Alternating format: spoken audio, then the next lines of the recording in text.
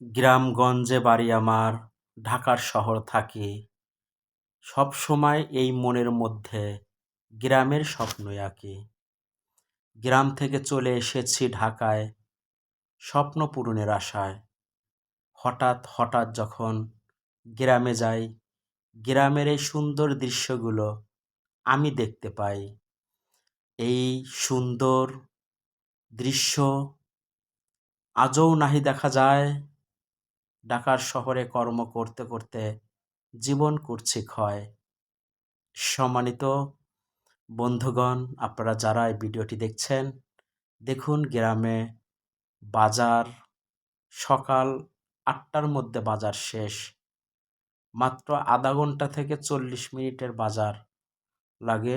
ফজর নামাজ পড়ে সবাই যার যার মতে কেনাকাটা করার জন্য আসে।